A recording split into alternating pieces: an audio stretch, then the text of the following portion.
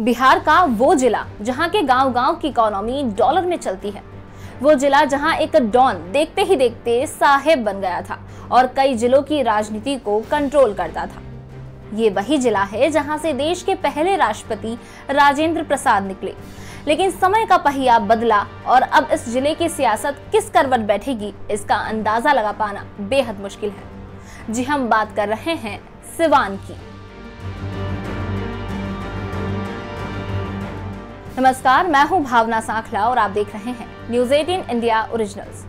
बीते करीब 3 दशक से सिवान की राजनीति और सामाजिक परिवेश में एक नाम बहुत ही चर्चा में रहा है। वो है पूर्व सांसद दिवंगत शहाबुद्दीन का। वो बीते करीब 3 दशक से सिवान और बिहार की राजनीति के केंद्र में रहे हैं। मई 2021 में कोरोना के कारण उनके निधन के बाद अब 3 दशक के बाद ये पहली बार होगा कि जब इस बार सिवान में संसदीय चुनाव उनके बिना हो रहा है। आपको बता दें कि सिवान एक डॉलर इकोनॉमी वाला जिला है।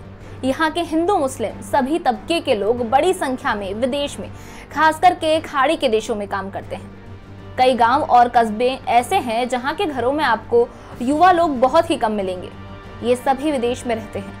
विदेशी पैसे की वजह से जिले के बाजारों में खूब रौनक रहती है।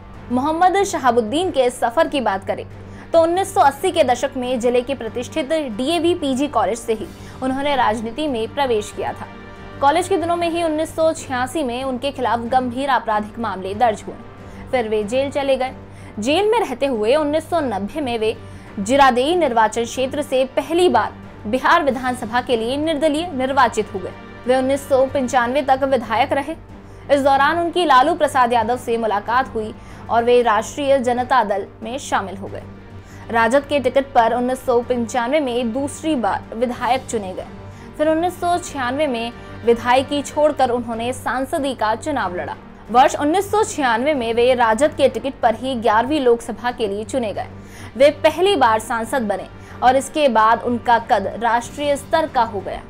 इसके बाद उन्होंने साल 1998 में 12वीं लोकसभा, 1999 में 13वीं लोकसभा और 2004 में 14वीं लोकसभा जीतकर 2009 तक सांसद रहे। हालांकि 15वीं लोकसभा चुनाव से पहले उनको कुछ मुकदमों में सजा हुई और चुनाव आयोग ने उन्हें चुनाव लड़ने से रोक दिया।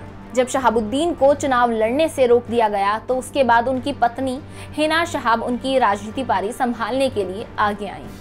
राजद ने भी उन्हें 2009, 2014 और 2019 3 बार सिवान संसदीय सीट से टिकट दिया।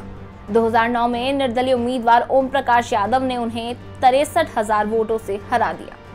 ओम प्रकाश यादव लंबे समय से सिवान को शहाबुद्दीन के प्रभाव से मुक्त कराने के लिए सड़क पर लड़ रहे थे। कई बार उन पर हमले भी हुए थे। फिर उनके संघर्ष को जनता ने समझा और 2009 में वे सांसद चुने गए। इसके बाद ओम प्रकाश यादव भाजपा में शामिल हो गए। वर्ष 2014 में भाजपा के टिकट पर वे दोबारा सांसद बने।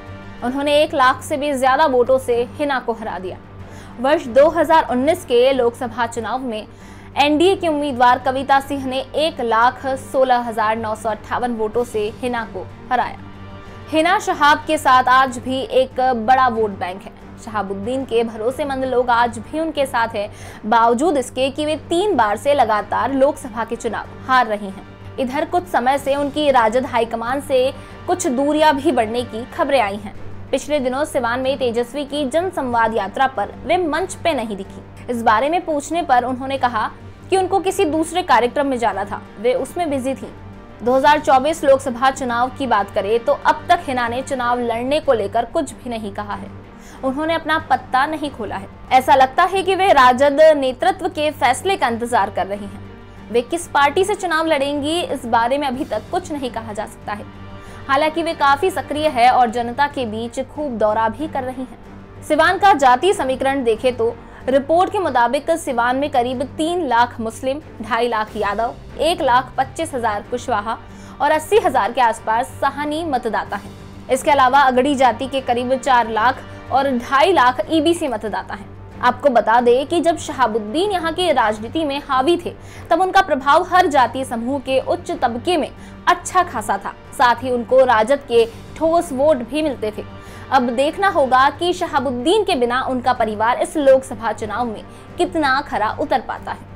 खैर, इस टॉपिक पर आपकी क्या राय है?